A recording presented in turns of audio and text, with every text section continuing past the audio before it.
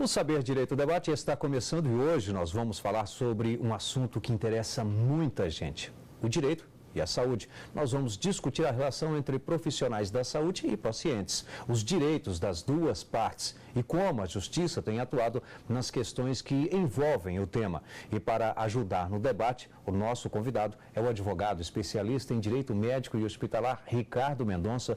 Professor, muito obrigado pela presença aqui no Saber Direito Debate. Eu gostaria já de começar fazendo essa pergunta. Essa é uma área onde adentra aí o direito do consumidor, essa relação médico-hospital-paciente? Sim, o direito médico ele vem se desenvolvendo ao longo dos últimos 20 anos. É uma área relativamente nova. Inicialmente, se compreendia apenas as áreas de responsabilidade civil. Com a evolução, nós adentramos aos documentos médicos, às relações médico-paciente, às atitudes de informação dos procedimentos médicos de suma importância, e com o advento do Código de Defesa do Consumidor, houve uma grande modificação da visão da própria medicina, da própria odontologia, da própria área de saúde em relação ao seu paciente, onde nós saímos de uma posição horizontal de submissão ao médico, de acatamento de forma integral a todas as prescrições médicas. Nós obedecíamos isso como se fosse uma divindade, e hoje não, nós temos uma relação paralela, horizontal, onde a aplicação do Código de Defesa do Consumidor ela é cogente. Hoje é uma relação propriamente de consumo, de oferta de serviços, né? E por esse motivo tem que se haver uma adequação de todo o sistema de atendimento, uma nova visão da relação médico-paciente, para que isso se torne harmonioso, e assim nós chegamos a um ponto de uma baixa judicialização da saúde. Fica sempre aquela pergunta, que é a que eu lhe faço agora, que é o seguinte: mas e quando essa relação ela está no setor público, por exemplo? Que aí já deixa de ter essa parte financeira, digamos. Sim. Quando nós entramos no relacionamento com as entidades públicas, os hospitais públicos, o SUS, né? O SUS, o Sistema Único de Saúde inteiro, nós já vamos para um parâmetro constitucional, onde a saúde é direito de todos e um dever do Estado. Nós saímos de uma relação consumeirista e vamos para uma relação de direito administrativo, onde é um princípio constitucional essa oferta de saúde de um modo geral. Então, mesmo que sobressaia essa notoriedade e até mesmo os princípios bem fortes mesmo do direito do consumidor, nós vamos ao direito administrativo e constitucional, que também tem uma força congente muito forte e princípios bem definidos e pétreos a respeito da dignidade da pessoa humana, dos direitos sociais, que se expõem com tanta evidência como as relações de consumo. Professor, é muito comum e às vezes a pessoa vai fazer uma cirurgia e ela é informada pelo médico: olha, essa cirurgia vai transcorrer dessa forma, vai ter um resultado assim, assado e tal. Mas na hora de assinar mesmo aquele termo lá da cirurgia, dos riscos e tudo, lá tem assim: olha, pode ser que a cirurgia não dê o resultado esperado. Isso é comum, por exemplo, às vezes em cirurgia, né, para reparação da visão. Embora esteja ali no contrato, mas como é que fica essa situação? Porque às vezes a pessoa, nesse caso em especial que eu estou dizendo, a pessoa vai fazer, porque pode ser subjetivo, no caso de uma reparação, o nariz não ficou direito, não ficou do jeito que eu queria, aí mas no caso de uma visão, que a pessoa vai fazer ali aquela cirurgia para retirada do óculos, faz a cirurgia, gasta um dinheiro danado, depois continua usando o tal do óculos, não é o resultado esperado. Sim, a medicina é uma ciência não exata, correto? O médico ele tem a obrigação, de acordo com o seu código de ética, de empreender todos os meios e recursos existentes em medicina para que se tenha o melhor resultado possível. Quando se faz constar isso num termo de consentimento informado e esclarecido, de que o resultado pode não ser justamente o esperado, se dá por diversos motivos. Primeiro, como a medicina não é uma ciência exata, pode ocorrer eventos adversos. Um efeito colateral que você possa ter é diferente do meu. Você pode realizar a mesma cirurgia que eu e nós podemos ter resultados totalmente diversos ou resultados iguais. A medicina baseada em evidências, ela é essa casuística, esse estudo de casuísticas. Em tantos pacientes, nós realizamos o mesmo procedimento e tivemos tantos resultados positivos e tantos eventos adversos. A necessidade de se colocar considerações no termo de consentimento informado e esclarecido, da forma que você expôs, é justamente a necessidade de um médico em um evento adverso, ele poder se eximir também.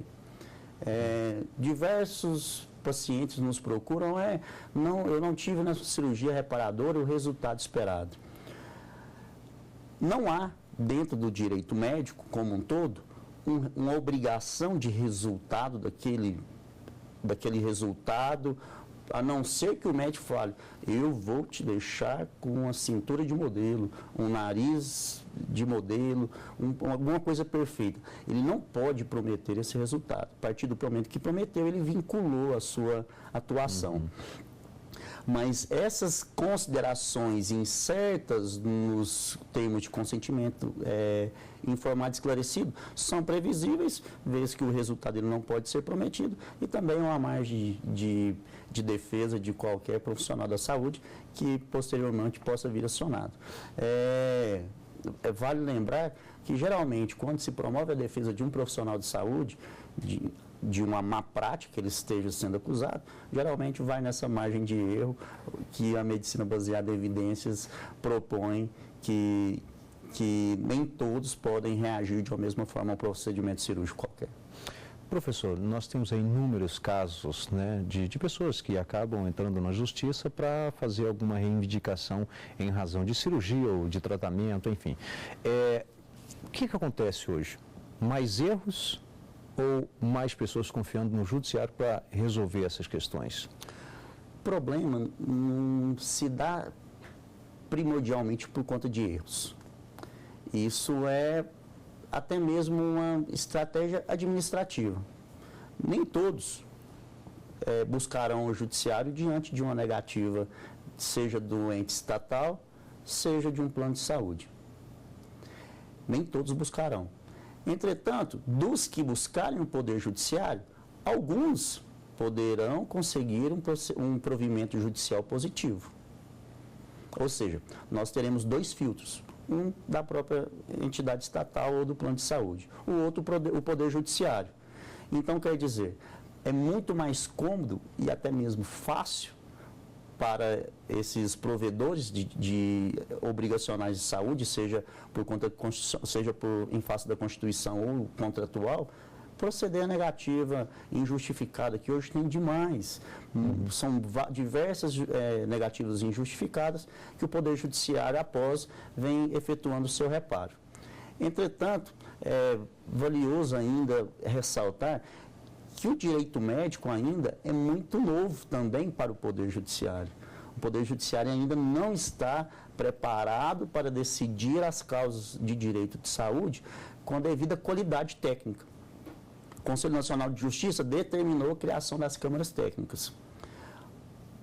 E te afirmo com plena convicção, pouquíssimas as cidades onde a câmara técnica ela funciona de forma efetiva, de forma contundente, que analisa os casos com a celeridade necessária. Eu tenho apenas uma indicação de uma que funcione, que é da Comarca de Araraquara, vez que lá se verifica a localidade onde se criou esses pareceres técnicos a respeito da área de saúde. Ademais, Nas demais localidades, eu não vejo uma prestação jurisdicional efetiva de uma Câmara Técnica de Saúde. E até porque é difícil, né? O magistrado estudou ali direito, mas não necessariamente vai ter conhecimentos técnicos na área justamente de saúde, para às vezes dar ali uma decisão. Isso, a ideia da Câmara Técnica ela é fantástica, ela é ótima. Porém, o próprio Poder Judiciário não tem capital humano de médicos qualificados para conceder parecer nas milhares de ações que são intentadas mensalmente. Mas se tivesse uma efetiva prestação, por exemplo, os pedidos de urgência urgentíssima, que necessita de uma decisão judicial no prazo de 2 horas, por exemplo, uma transferência para a UTI, uma intervenção de extrema urgência. Às vezes esses casos, às vezes não, eles não são nem submetidos ao Poder Judiciário, mas um caso que demanda uma decisão em 24 horas, em 48 horas, poderia muito bem ser avaliado por essa Câmara Técnica e ela indicar, através dos profissionais médicos que a compõem, um caso uma medicina alternativa ou outro procedimento que seja o quê? Eficaz, seguro, eficiente, mas que tenha um custo mais acessível. Professor, nós vamos aqui fazer um rápido intervalo. Já já nós estaremos de volta no Saber Direito Debate.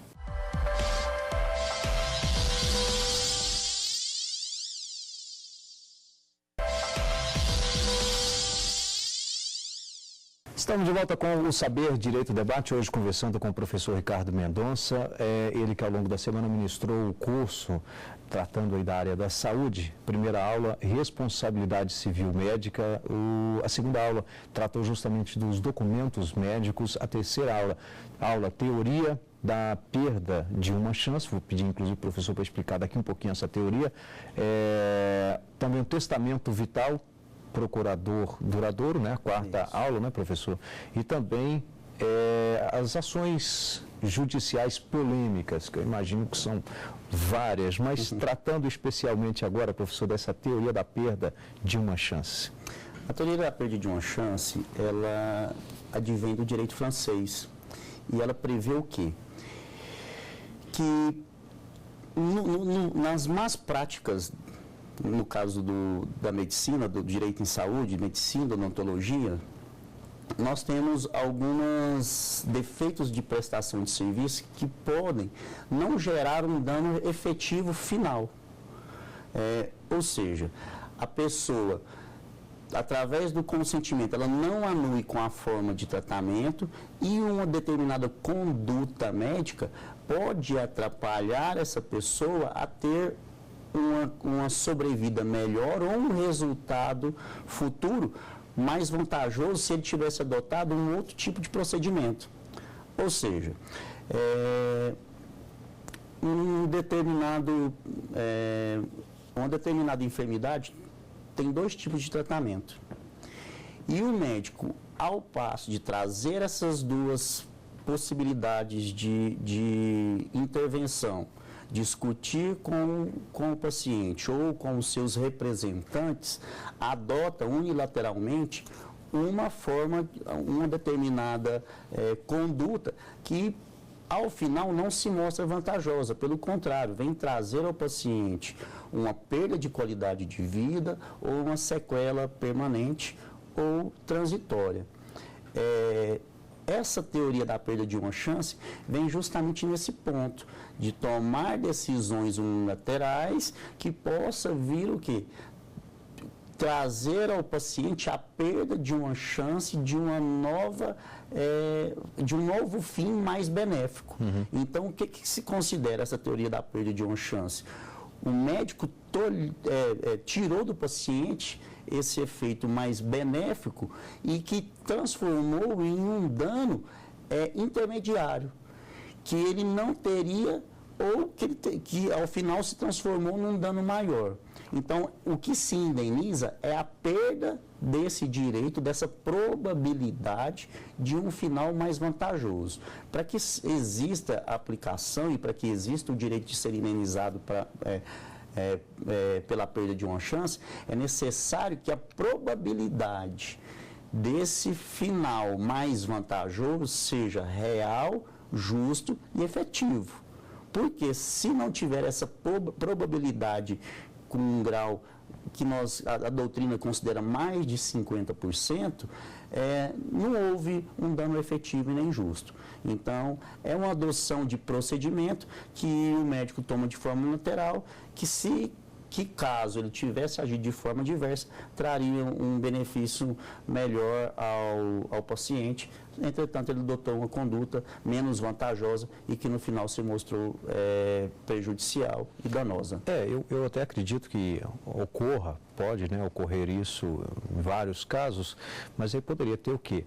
Talvez aquele médico ou desconheça essa outra forma de tratamento. Só citou, por exemplo, o tratamento, aí a pessoa tem aí a opção de duas. De repente o médico pode desconhecer uma dessas.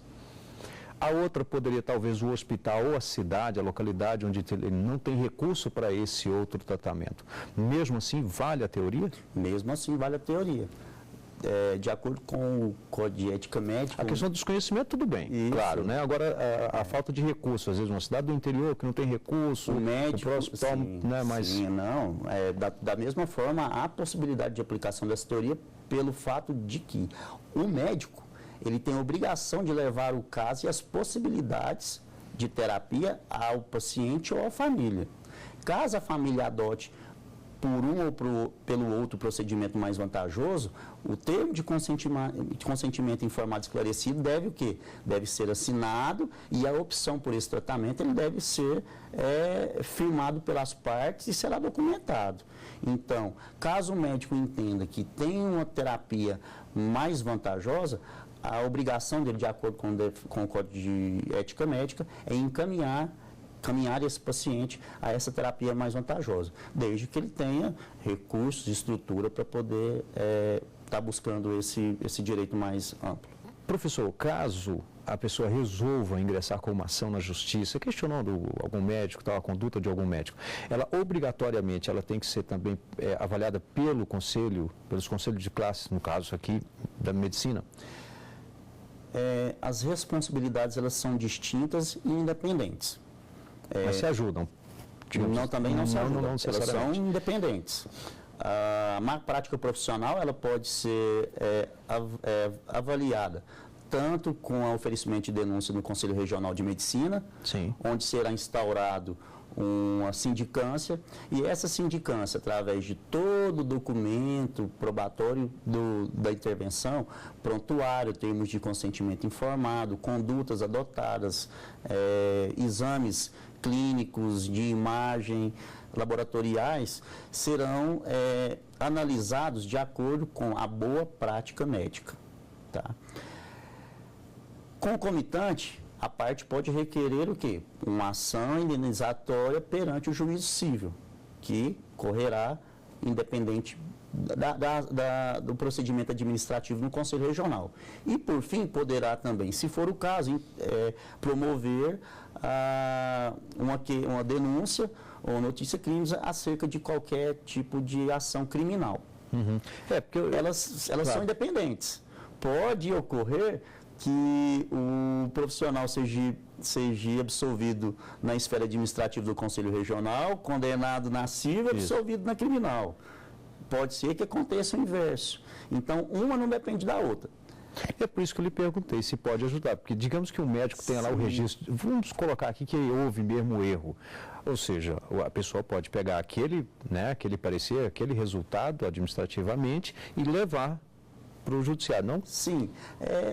Na prática, teoricamente, não se interferem, mas na prática, lógico que uma condenação em um conselho regional, ela terá um peso de equivalência ou no juízo de valor na área civil. Uma condenação criminal terá um peso na área civil e na administrativa. Então, isso são questões que, às vezes, até o próprio Conselho Regional aguarda uma decisão em cima de uma ação civil para adotar algum tipo de procedimento na área administrativa. teoricamente, elas são independentes e não teriam que se influenciar. Mas, na prática, certamente há um tipo de influência, sim. Bem, nós vamos aqui a mais um rápido intervalo e já já estaremos de volta com o Saber, Direito, Debate. Até já.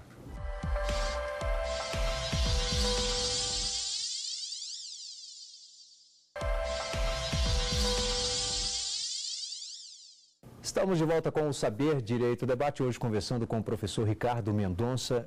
O professor Ricardo Mendonça trouxe aqui alguns livros para indicar, que tratam justamente dessa área de Direito e Medicina. E o primeiro é este aqui, Comentários ao Código de Ética Médica. Professor, para quem que isso indica esta obra? Para todos que querem conhecer o Código de Ética Médica, seja profissionais da área médica, advogados, estudantes que se interessam, estudantes de Direito e de Medicina, é fundamental uma obra dessa natureza, porque ela traz com bastante análise jurisprudencial e prática cada artigo do Código de Ética Médica. Os professores Marcos Coutre e Eduardo Dantas são advogados, militantes, diretores, coordenadores de curso de pós-graduação e atuam exclusivamente na defesa de profissionais. Então, é uma visão voltada para a defesa de profissionais muito interessante que eles abordam nesse livro. De certa forma, claro, interessante também que o próprio médico tenha esse conhecimento, né? Até para já ajudar caso precise de uma defesa. Responsabilidade civil dos hospitais, Código Civil e Código de Defesa do Consumidor. Uma obra do professor Miguel Kfouri, ele é desembargador do Estado do Paraná, um dos nossos precursores da área do direito médico. Ele escreve nesse livro aí acerca da responsabilidade objetiva dos hospitais. Ele tinha um livro que era responsabilidade médica, falava de médico e hospitais. Ele, para melhorar a dicção e a informação, ele dividiu o livro e veio somente a respeito de responsabilidade médicas e essa responsabilidade de hospitais. Serve tanto para os estudantes de direito e para eventuais estudantes de medicina que venham trabalhar na área de medicina legal. Bom, temos aqui um outro que é a informação na relação médico-paciente.